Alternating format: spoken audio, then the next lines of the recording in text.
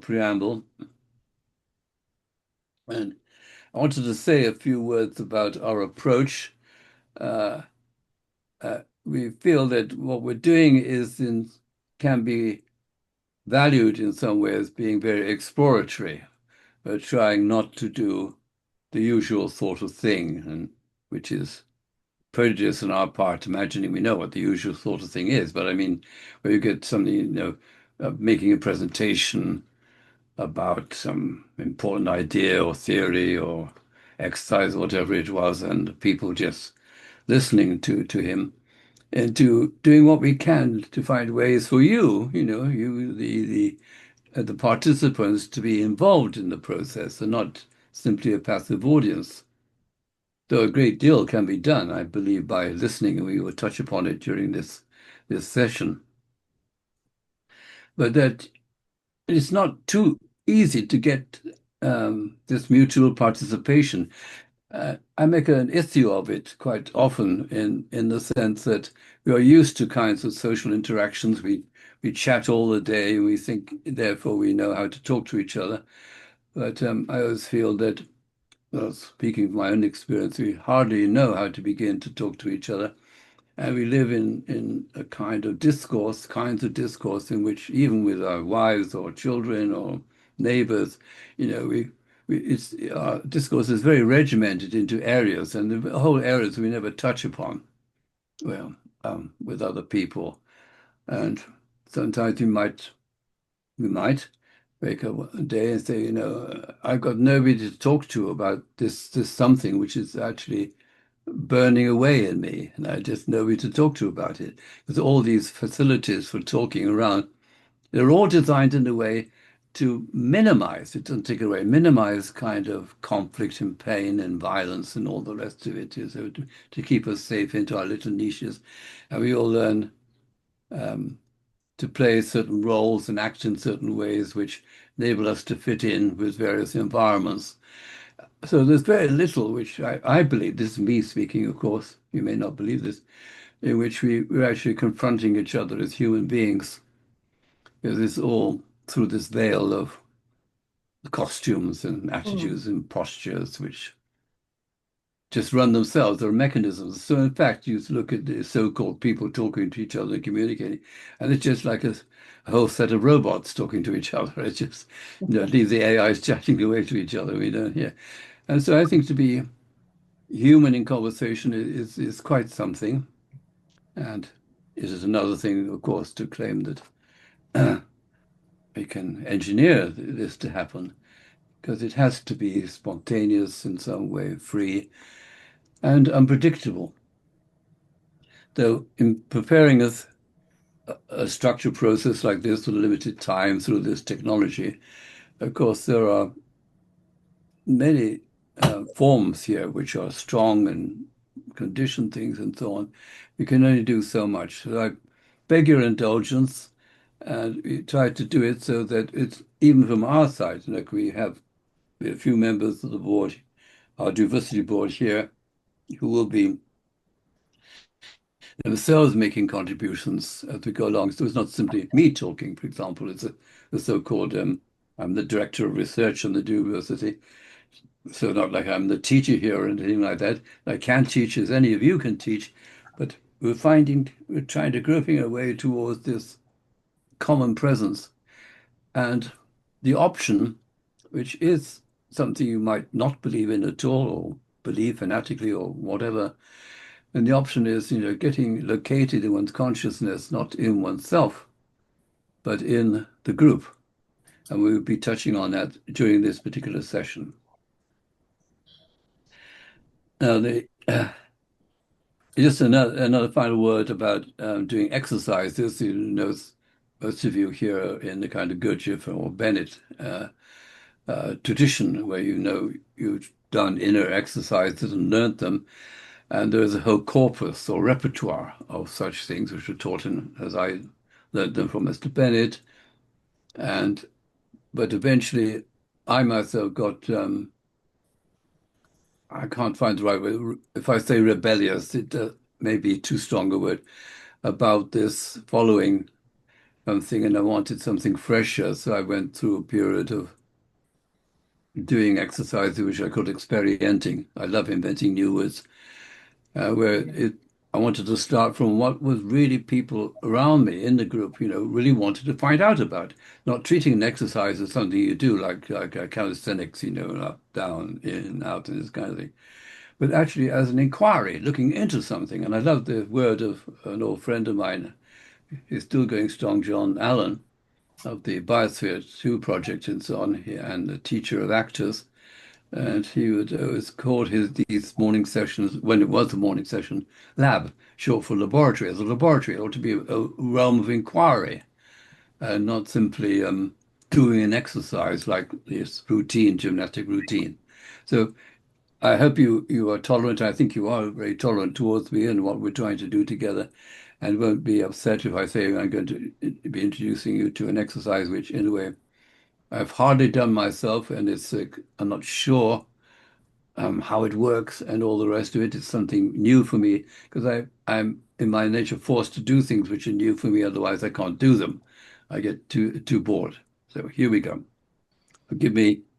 And but if anything, is set for you to do, if you feel it's not working for you, it's not that anything's wrong, but we have different temperaments with different kinds of people, and some things work for us and other things don't work for us. We have to take these individual differences into account. And so if something doesn't work for you, it's not anybody's fault.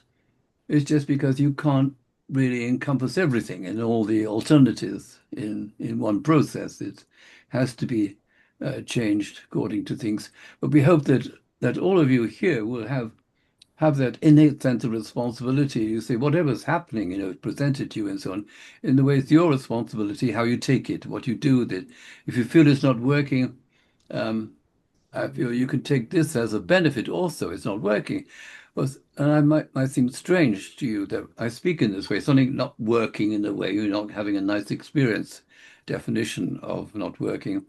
And but it might be that something is built up in you by the intention to make it work. So enough of my rigmarole. Here we are. Uh,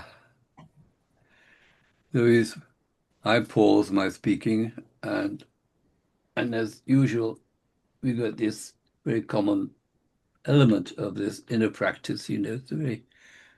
It's very practical and intelligent to find a posture where you are sitting reasonably upright, but not through tension and holding oneself or stiffening oneself in any way, so that you're in this posture which allows you to be, uh, it's not, it's erect and still, I say, but it's not there making yourself still by an effort, by tightening of the muscles or anything like that. And the last session we had, remember, it's quite a month ago from Joseph Aziz, when he introduced all that part about the muscles of the body, which most of us, including myself, are hardly aware of and hardly know about. And that's our fault. We ought to know about the muscles of the body and the different organs. Um, we have to allow for this wonderful organism we are to find its way of being in balance and quiet. And I like the words of Gurdjieff, which I can't remember exactly now, as if you really should be asking your body to cooperate, uh, be your friend and help you, and you should address it like a being. Mm. I think those were his words, uh, um, or what he intended to say. And so there's this moment of in an exercise, most of them are like taking this moment of pause, and it's a moment of getting in touch with oneself in a very ordinary way, but it's very important just to say, well, I can think to myself, how are you, Tony? How are you feeling? Uh, what are you wanting? You might be wanting all sorts of things like a drink or breath of fresh air or whatever it is, or to phone somebody up. And you just say, this is, I think this is very, both for me, very, very important for this, have this very ordinary kind of intimacy with oneself, so, yeah. And it may seem crazy, but to act out this way of asking oneself when treating oneself as a performer, perhaps, or something like that. But it's this always part of, I think, it's a very important attitude and practice of it's like treating everything as a person in a, well, I hardly dare to, I will say it just so I'm going to use the loaded word which we are dwelling on in this session, conscious pe of people. As in Martin Buber's teaching, you say you don't treat the people around you or even the animals or even the plants and everything else around you as objects like, and we have this state of I, it, and looking at everything as if it's an object, it's objectification of the world, but this other way of I, thou, but even towards oneself, because it is a combination in some way of this, how we actually see, relate to other people is really intimately connected with how we relate to ourselves. And there may be then a possibility of changing our perspective, our point of view, which I think a lot of the exercises are really concerned with. So, anyway, so we have this combination, this stillness and so on, and say not through force, not through rigidity, but by balance. Uh, um, suggesting people doing inner exercises, you may have difficulties with. I know when I started doing them, I always had the kind of tensions in my stomach, and it took me years before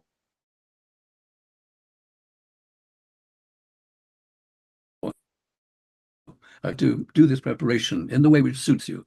And maybe it's just a matter of taking a cup of coffee, whatever works for you. Now, keep your eyes open and just let yourself become aware and the objects in the room. And you can even, as I was saying before, personify this. You're not just the surfaces of things, but everything has its presence. Uh, Not just looking at the mouse on my table here and in this little black thing and all the rest of it. But then there's that slight shift we can come about seeing it not just as an assembly of colored black planes, in a geometrical shape, but as something is there. So we get that state of something is there.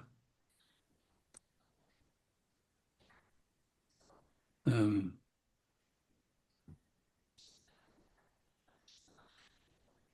and as you do this, perhaps you can feel the the things in the room. I'll give you a strange word here, which bear with me.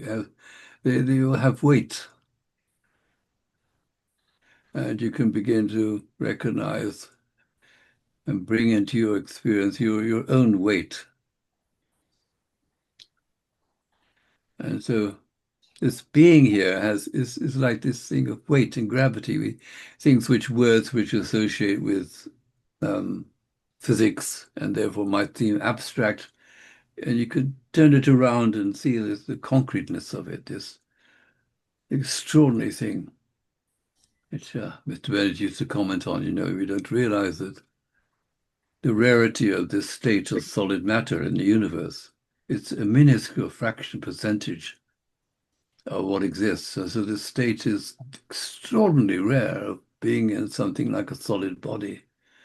Uh, so As you say, if somebody here like Ron doesn't like what I'm saying, well, that's all right. You don't need to believe in it, but be quiet. At this objects here and see them, and they're a myriad, hundreds, thousands of objects in this room, and it can become aware, say, of the ceiling. And there's a sense of oppression, the weight coming down from the ceiling and the floor, the window, the door. This incredible, complex environment.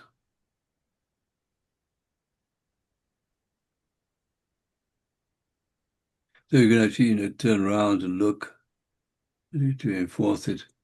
But it's really in your awareness, I want you to get this sense of the myriad objects around you. And it might appear to you as it's like coming into presence. It's not talking about the presence in the ordinary way of my psychological presence, but this is all these objects have a presence. This is why we get this phenomenon in cultures of animism, as it's called. Objects are given, in the ordinary way of describing, are given human properties by projection and fantasy. And I don't think it's projection and fantasy. Every object has a presence. And I love the period of the 19th century in England with the Romantic poets when they could talk about the mood of mountains and the spirit of waterfalls, that maybe these objects are not so voiceless as it might seem. So this just, but I leave it up to you to explore it as you wish and as you can, because each of us has got to find our own way to make things work. And now, can you make an inversion? Well, now, this won't take very long, not much longer. Yeah. You become aware of what's between the objects, and including between yourself. So that turning around in one's attention is subtle, but see if you can make it happen then. There's so that the emphasis is more on what is between these things, which is, you can call it space,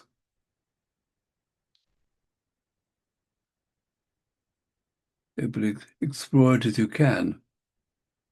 And you might get a sensorial sense of touch even coming into it as you reach out with your eyes. That there's also a kind of touching it, because often the eyes and so on are designed to give us this objectification feeling because it's outside. And we look at things and they're outside of us and separate from us. But this element of touch is, of course, intimate, where this physical contact has a special property, and it's different. And between them, it's this wonderful sense of sound, how sound connects us with things in a way that sight does not. So as hopefully you get some connection with my image now because I'm making a noise. Yeah. Yeah. But cultivate in yourself, if you can, this sense of the fullness of what previously might have been disregarded or ignored as empty, the space between.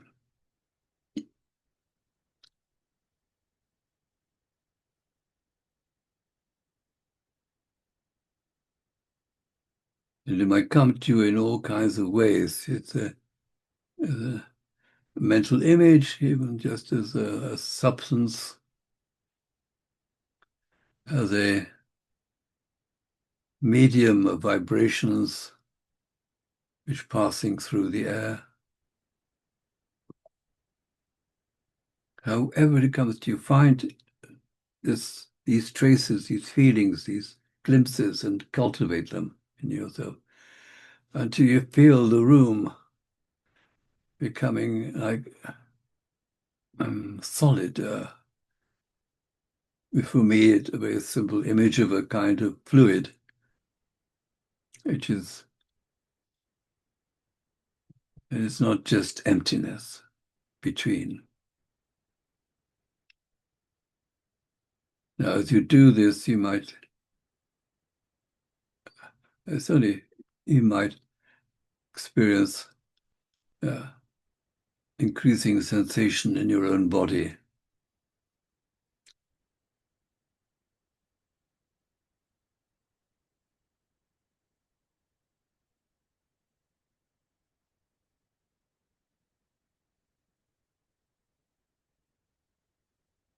And now become aware of your hands. In a lot of traditions, the hands are considered as very subtle organs of perception. As you know, the countless numbers of nerve endings in the hands, and I can become aware of them. And it's in certain practices, there are actually particular exercises which mean that where the hands can be taken as leading you or being able to transmit you into other worlds. You may at first hearing this think it's very strange. How can waving my hands around do anything like that? But just do it. So you take your hands now and bring them up and then push them forward into this medium around you. You might feel waves or energy coming out of the palms of your hands, and you're touching this space. And we do this a couple of times. You just take it, your hands turn into a kind of scoop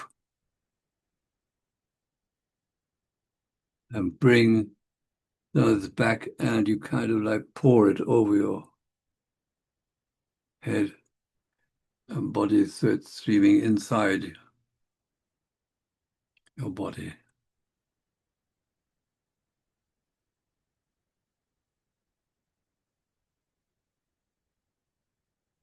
I just do it again, but it's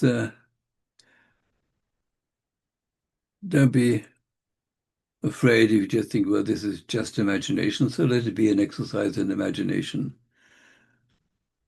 But this is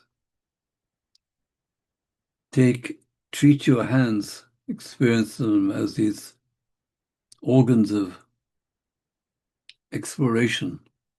And they're going into this medium, which is really substantial, and scooping it up, holding it, and hold over. Oh, no.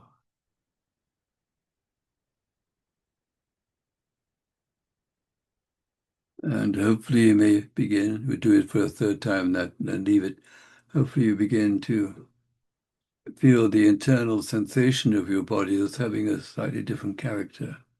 Or do it again, and you're reaching out. You see movies of this thing passing through a veil into another reality. But do it. Pick it up, it over. You may have seen gestures like this in Islamic countries, the shrines of saints and that kind of thing. But if I may be allowed to say this, in a way, what makes the space sacred is our intentionality, what we bring to it. So now rest. So you have this substance I've spoken about, a vague word, I know, but the substance of the between, and you brought it into your body, your own physical body.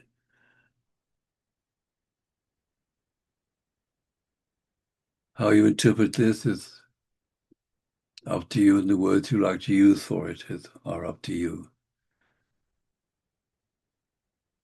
I want you just to finish to imagine this, I call it a substance, is soaking into your cells and your blood, your nervous system.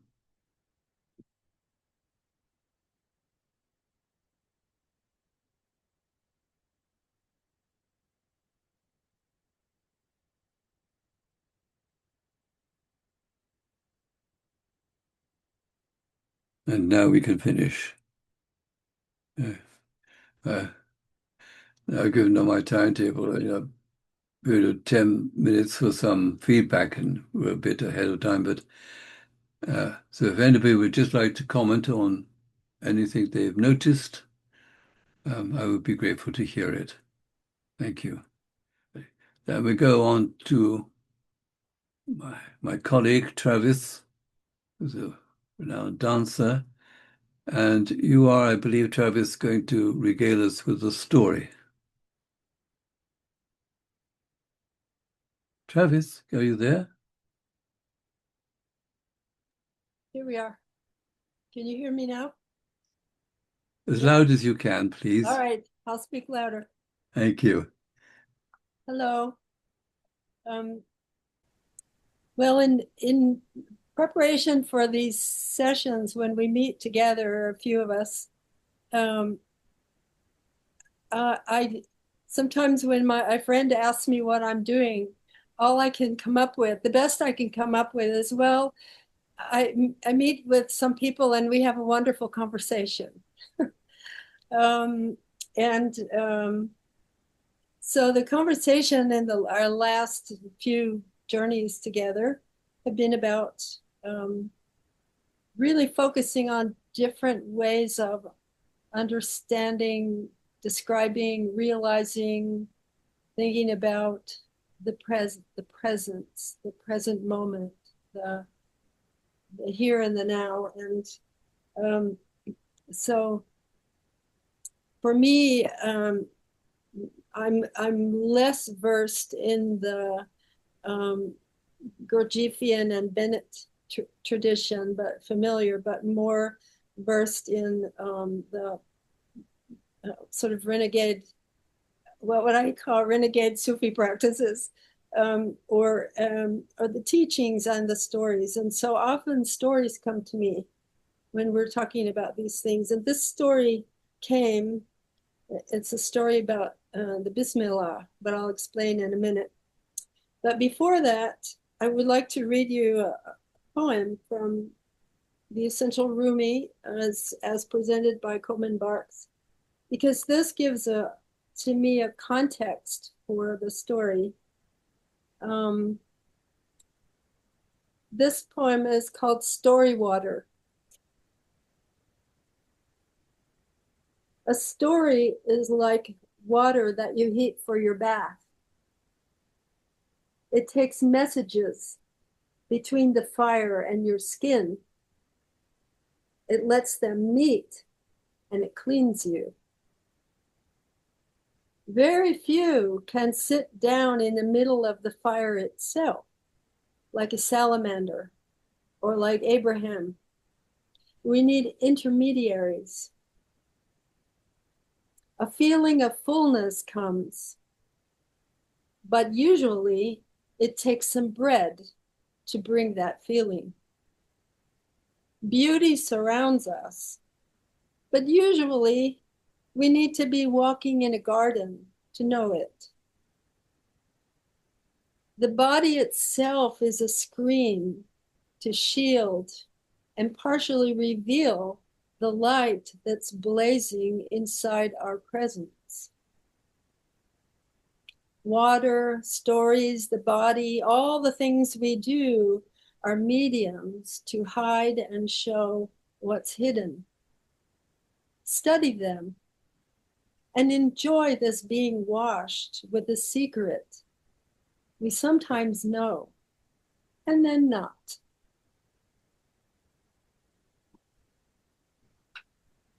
So the story that came to me when we were talking about the present moment, am I conscious, the subject of remembering, which is a word that's translated from the word zikr also, which is a ceremony of remembering the present moment, and hyparxis or huparxis, which is study of being in the present.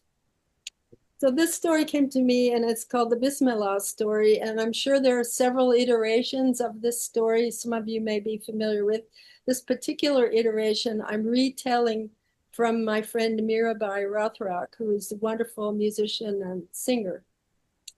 So in this story, there was a man and a woman who were married, and the woman has taken up this practice of saying Bismillah every time she does anything.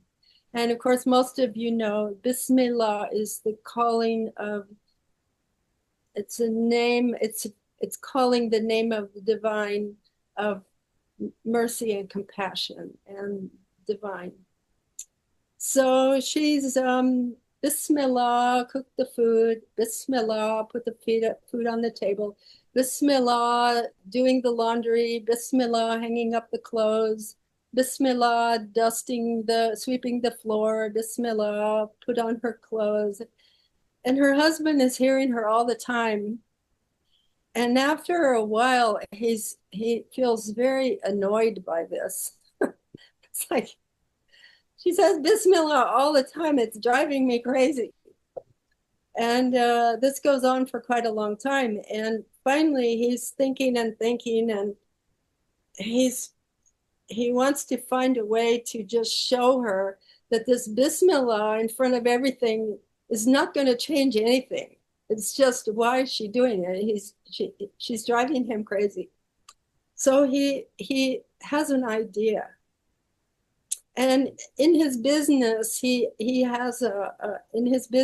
receives coins, gold coins often, from whatever business he's doing. And so he puts a particular bunch of gold coins in a little sack, a little cloth sack. And he takes it to his wife and he said, I need you, these are very special. I need you to keep them for me in a special place. And don't let anybody have them. Don't let anybody see them. Don't let anybody know where they are. And one of these days, I'm going to ask you for them. So Bismillah, she takes a sack of coins. Bismillah, she goes to the cupboard in the back room. Bismillah, she opens the cupboard.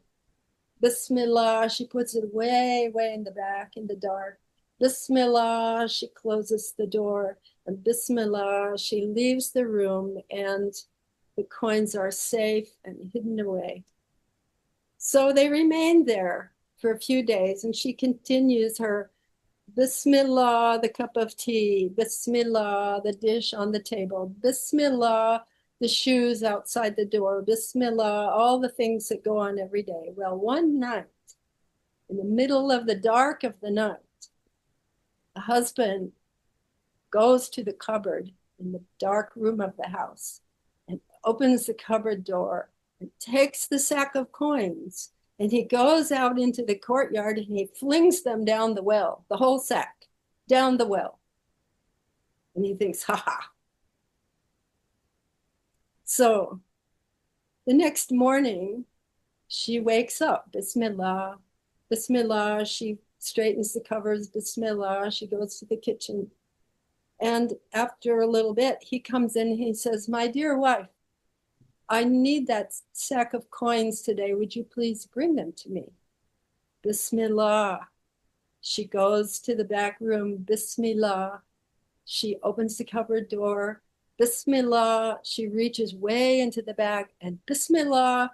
She pulls out a dripping wet sack of gold. Bismillah, she hands them to him. He's astonished. He looked at her. Bismillah, he said. Bismillah, said she. Thank you, Travis. Right. Now we're going to switch our procedures, and you're going to be made into small groups with the help of Peter. And your job is this. I want you to be as threes mostly, is it? I can't remember, Peter. The small groups.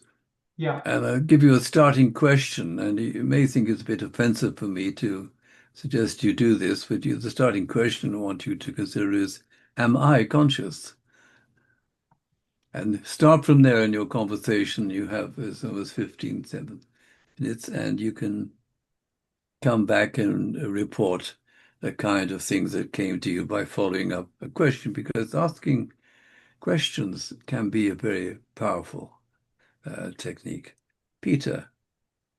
Okay, we'll let everybody break into rooms, and we'll bring you back in about 15 minutes, Tony.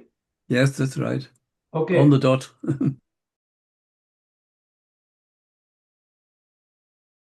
So whatever came up in your groups, that somebody is brave enough to speak of it, let's do it together. But as you're doing it, to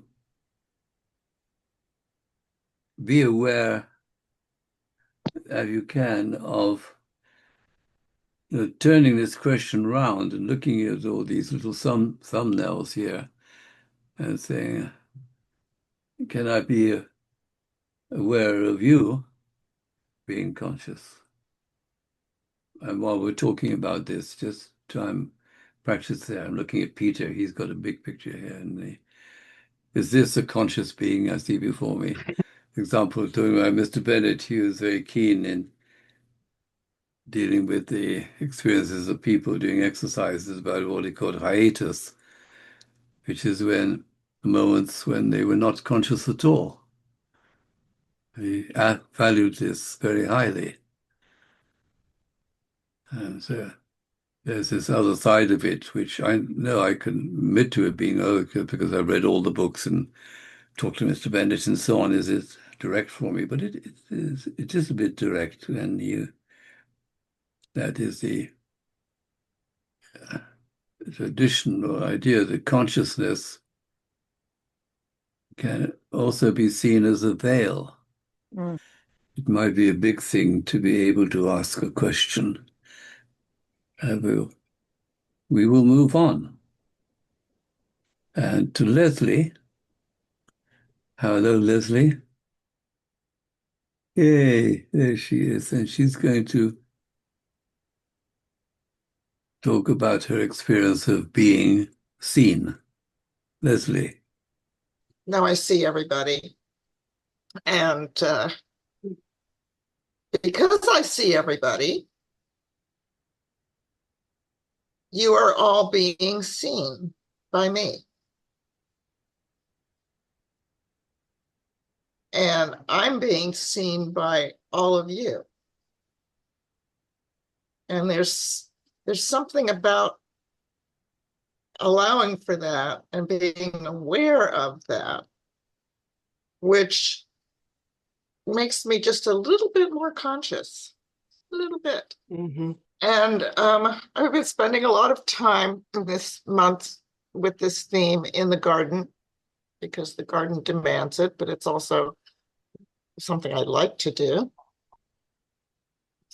And being very still and being aware of everything and aware of life forms. And of course, the life forms in a garden are not all animals and people. They are also plants, and there's all kinds of life forms available for me to observe. And at some point, I began to experience that feeling that I was being observed. So I went off in that direction and have been trying to pay attention to that feeling of being observed, and sometimes identifying what's observing me, and other times not knowing at all what it is, but I still can invoke that feeling.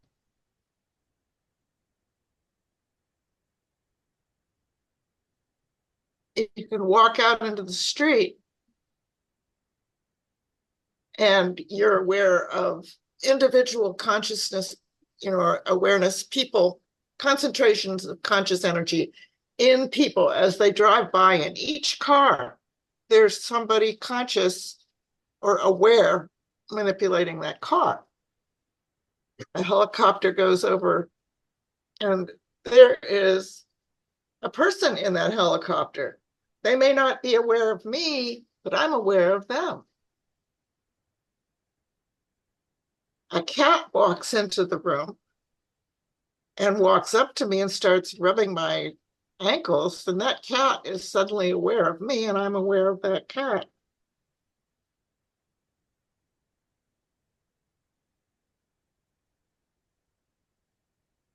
So consciousness has something to do with awareness, but it also has something to do with a mutual awareness, because once that cat is aware of me and I'm aware of that cat, there's more stuff available. I can also walk out into the street and be completely oblivious that there's a guy across the street being very aware of me, and I have not a clue that there's that concentration of energy over there being aware of me. So how useful is this? I don't know. I just keep doing it, and I want to take maybe a 5-minute break and have everybody leave the computer and take a little exploratory, a little walk around. You can stay inside your place if you like, or step out the door. And as you're doing this, try to get that sense of being aware of other concentrations of consciousness and of also being watched. What's aware of you? We'll take a 5-minute break and come back and see if anybody can pick up on that.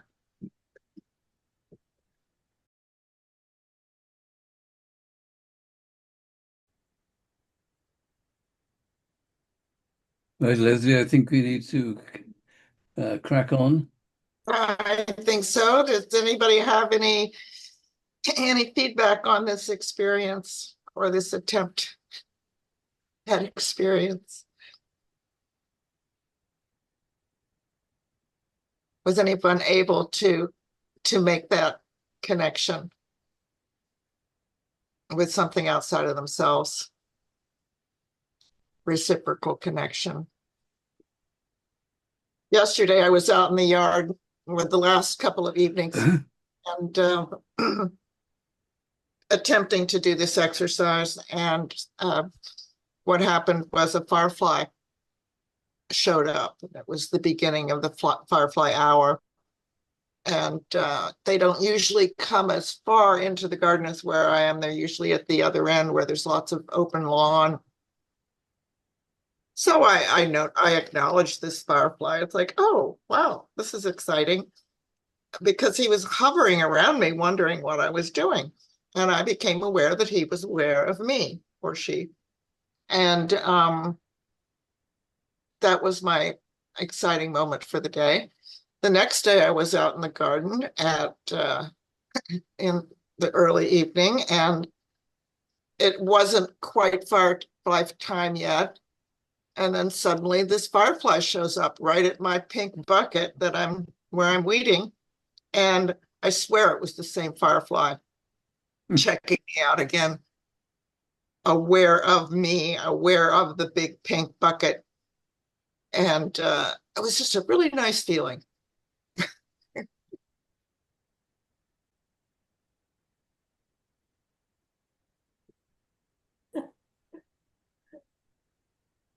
I don't know if we're probably allowed to say something a bit conceptual, perhaps, but considering this question over long periods of time and so on about consciousness, and look at the basic etymology of the word. And it's two roots, com, which means sort of together, and the shusness, shus comes to the same root as science, which means in the sense of to know. And the word science only came into real use at the beginning of the 19th century. But it's no, so then you get the sense of the look at the word to know together. And I thought, well, it should be obvious. It means literally what it says, to know together with others. That's what it means to be conscious. And that gave me a very different perspective on it, because it's usually we examine this from the point of view of my consciousness, me. What am I aware of and all this sort of thing. But here was, I thought, as I wiseacred about it, so to speak, in looking at the word itself, is saying to know together that you only get consciousness when something is shared between people.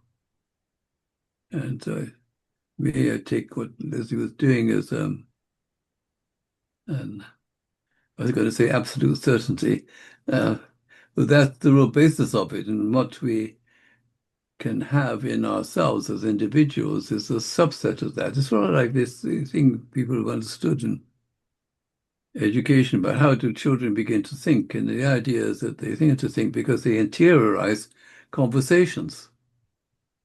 But they first come across it together with other people. But that's, I'm sorry to throw it into Leslie's scheme here, but it's because I think it's absolutely true. And our culture has got stuck rather on this separate personal identity and awareness as something that's the real McCoy, that's the real thing. But I myself don't think so. There's a lovely phrase by Doris Lessing in one of her novels about the substance of we feeling and how it might be being transmitted from a higher planet to us, which is a science fiction stories. But so I'm sorry to break in like this, Leslie, but I had to. No, that's not breaking in, Tony. That's part of it. Yeah. It's funny how it's just sort of thinking about it, something shifts in you, doesn't it? I mean, it's just like you were saying, and it's just like it's a kind of tweak, and you're on this different wavelength, and it's a good thing. Thank you. Unfortunately, fortunately, we have to make another change, and not a change, but go to our next item. We produce this kind of schedule, and each one of them should be given the whole 2 hours, but we can't do that. So we turn now to another contribution from Michael White, and you will forgive me, and I tried to pronounce this Tibetan word, but he's going to give a lecture on Dzogchen. Michael, can you pronounce it correctly for me? Dzogchen. Dzogchen. Okay, very okay. But we asked you to bring paper and pencil or some kind of drawing implement. And so while he's going to give this talk, which is from an ancient text, is it not, which is in That's translation. Right. In That's translation. You have an argument which is just, as though we would have done before, is drawing a continuous line, never overlapping on the piece of paper. So you have something to do like that. So we have Michael speaking this lecture and you drawing this line. And I invite you to be aware of how you are listening to Michael, doing this. And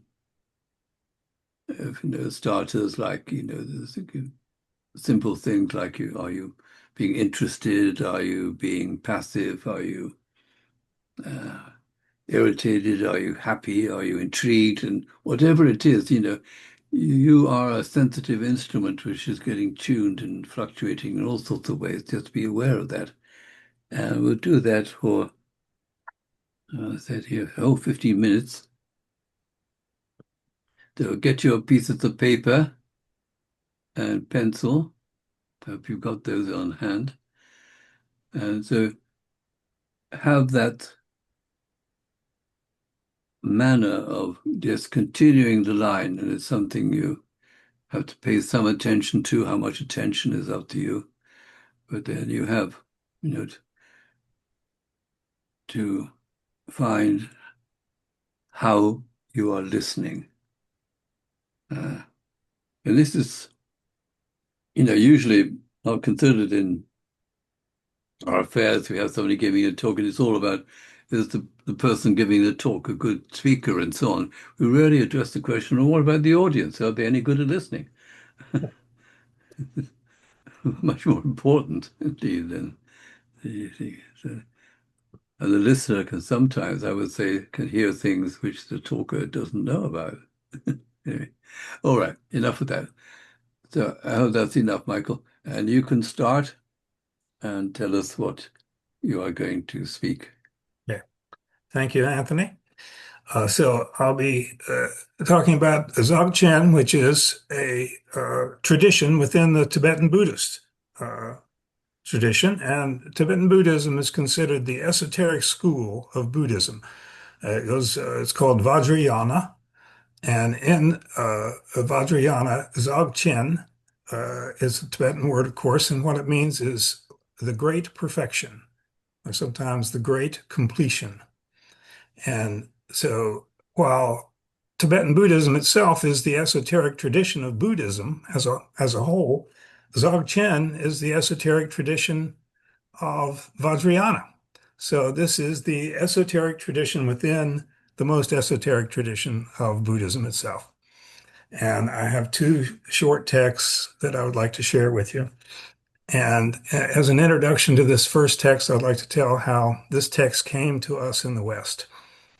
And we've all heard of the Silk Road, and the Silk Road was an ancient pathway that stretched all the way from Rome to China and transversed across the great deserts. And there was one spot on the Silk Road where there was a town called Da Nang. And at Da Nang, it was in the southwest corner of what's now China and on the northern border of Tibet. And in Da Nang, three branches of the Silk Road all came together. So it became a major trading post. And Da Nang was a Buddhist enclave as well. And there were Buddhist monasteries around the area there.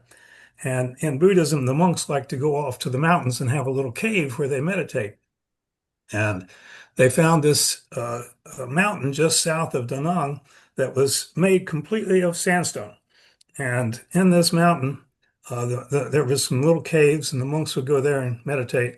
And they found they could dig back into these caves and make chambers because the sandstone was porous and they could easily dig it out. And they began to make chambers. And this all started back in the year maybe 400 or so. And by the year 1000, there was over 400 chambers that they had dug out. So this is not like caves of natural caves, but these are actually rooms that were dug out. And then they would plaster these rooms over with a white plaster and then paint murals on them. So these are beautiful caves made for the purposes of meditation for the monks in the various monasteries around. Well, sometime around the year 1000, something was going on, and there was a chamber among these 400 chambers that had been made by one of the abbots of the monasteries there. And it had a passageway that led into it, and then a large chamber, and the chamber was filled with statuary, and the walls were covered with beautiful paintings. And he had a little side room in this chamber, and it was about 10 foot square and maybe 8 foot tall.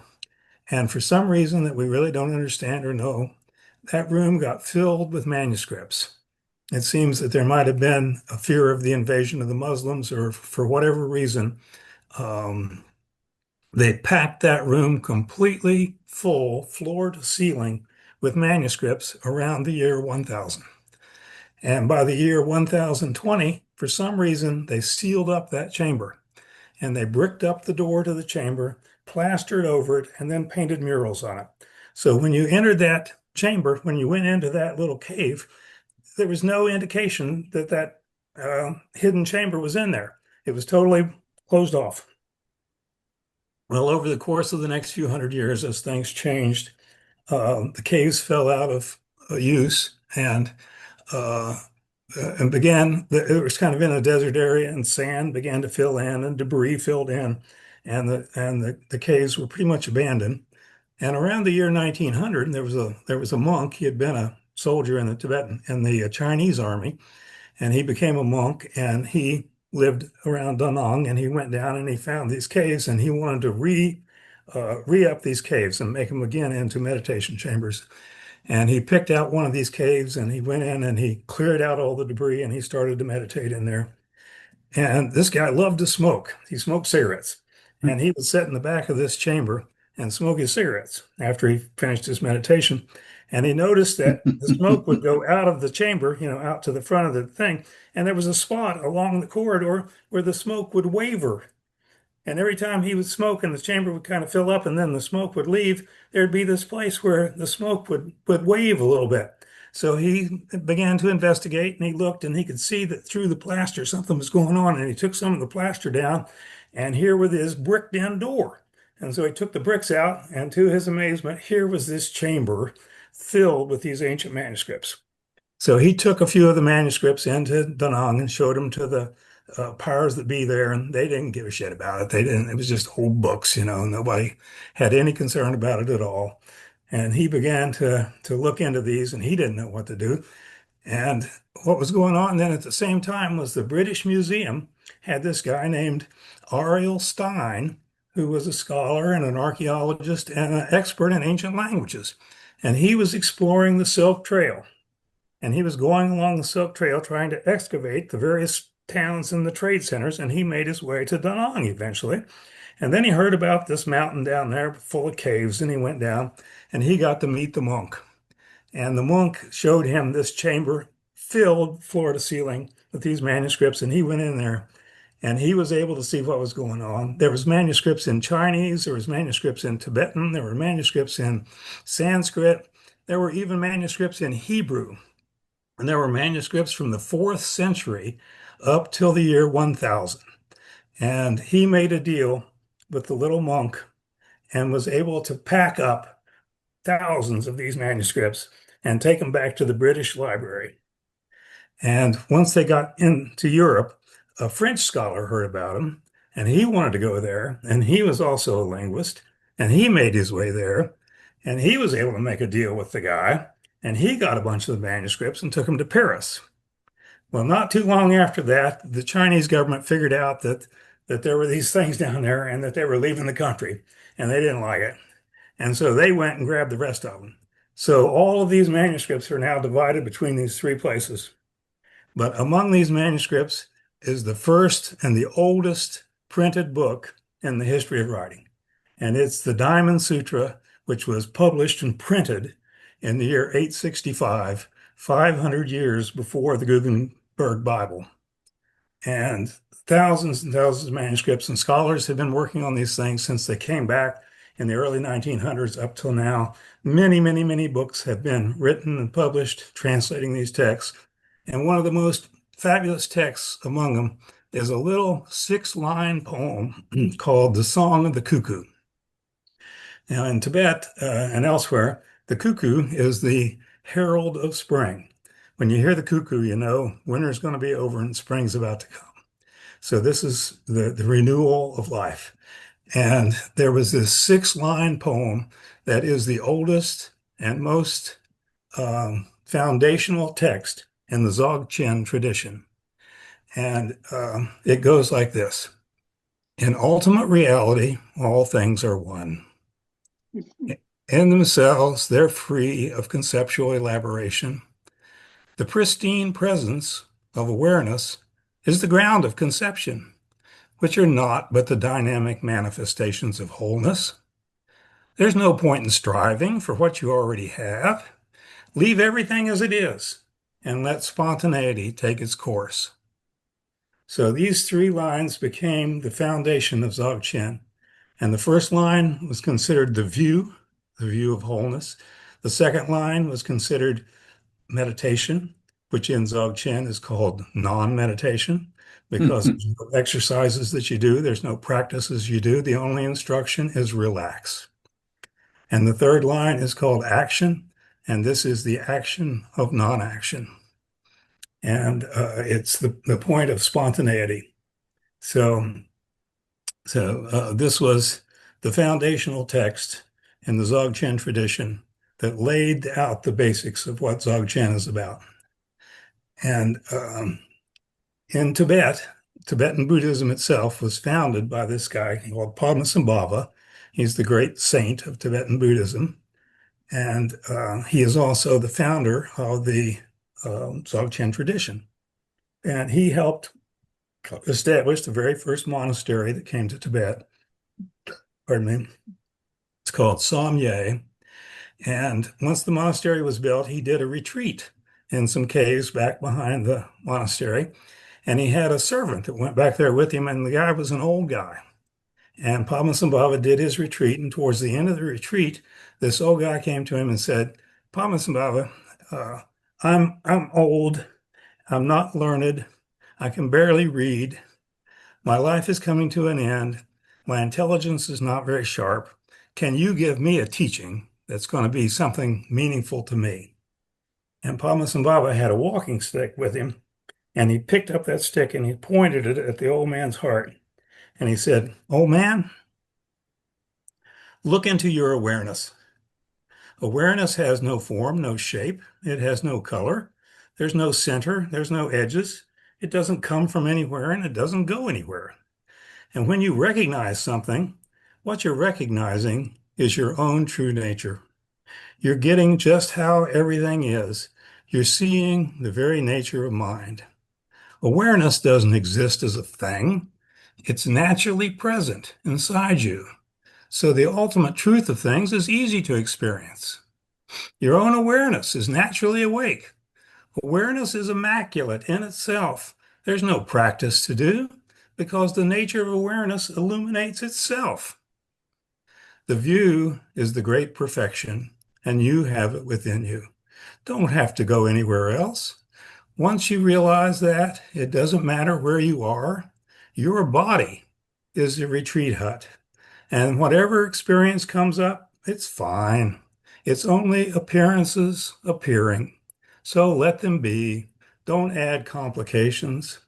That way, appearances become your helper and turn into the path.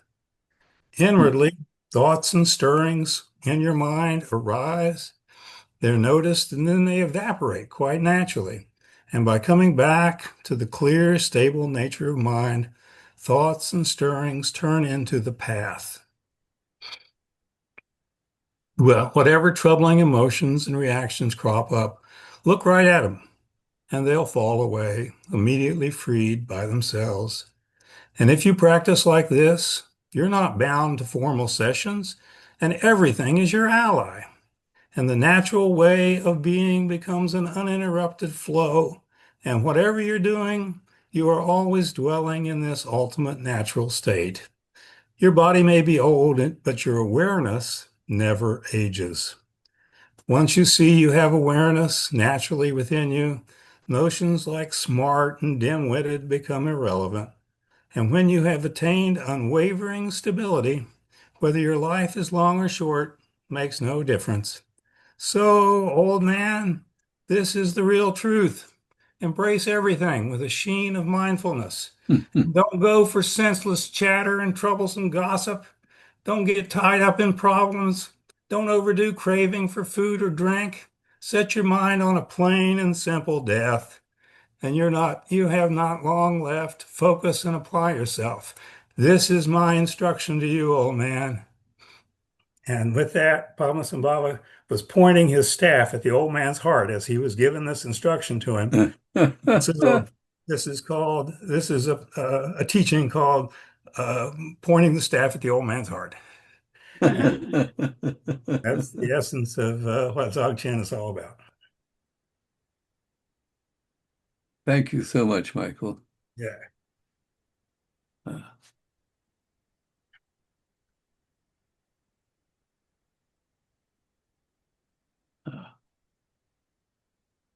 Again, I'll ask for any comments. I know just we have a group of us here, maybe at any time, just one of us has something awaken them to what's going on. So it doesn't have to be. And no, one will do. Who will be the one?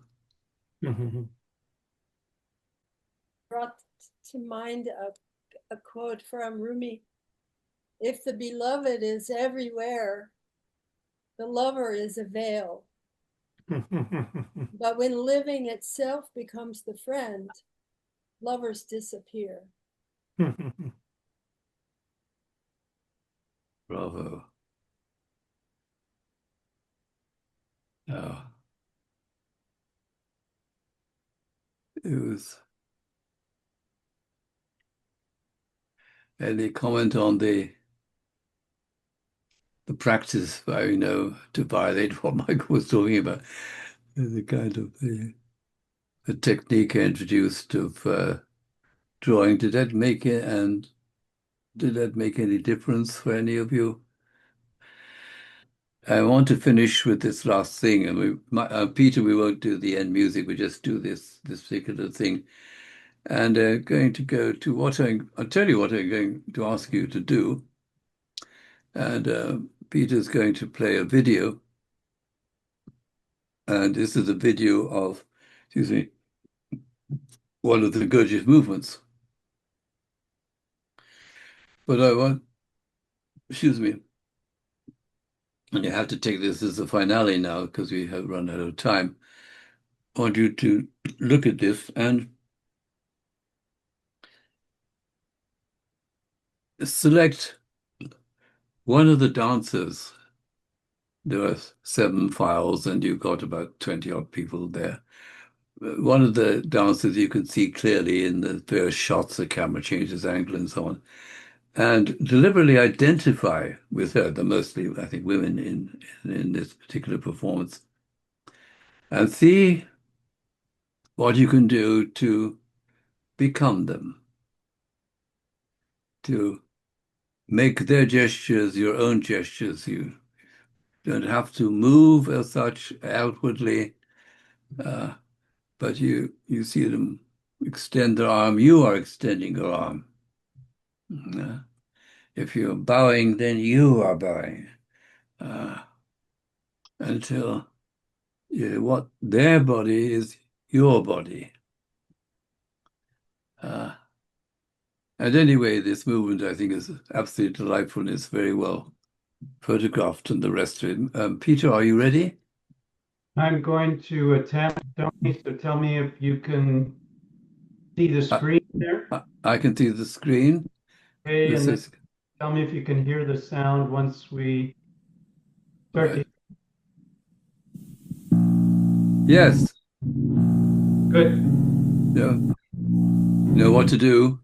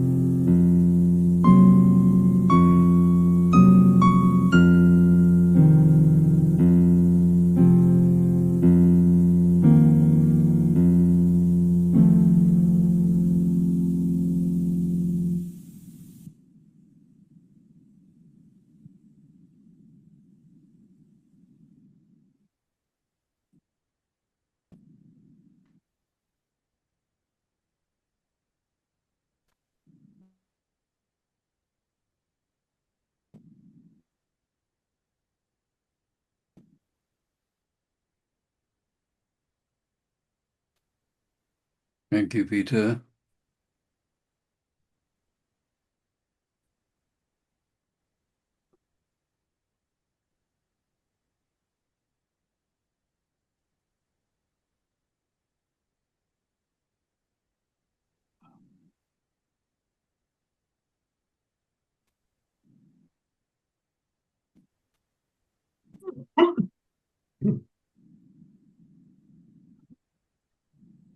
Peter, finished? Okay. Yep, Tony, sorry, my system locked up. You did pretty well. Thank you very much. Well, we'll actually leave it there. We are sorry I'm 10 minutes over time.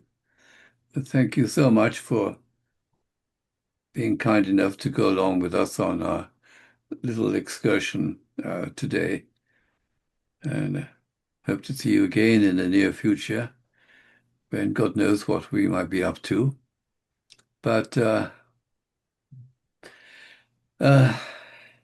enjoy this world of what is. I want to add my 4 words to the wonderful words we've heard from Michael and other of you. Thank you so much. It is a privilege to be with you. I can't resist emphasizing this point about you can treat consciousness as something which is what is shared between people, instead of looking at it as something which is mine, my presence, my will. You know, this other side to it, which nevertheless, I must stop talking and just again bow to you and thank you for this opportunity of being together, as one of you said, David, from Prague, about this. Something becomes more possible when people can gather together in goodwill. So good night and God bless. Thank you.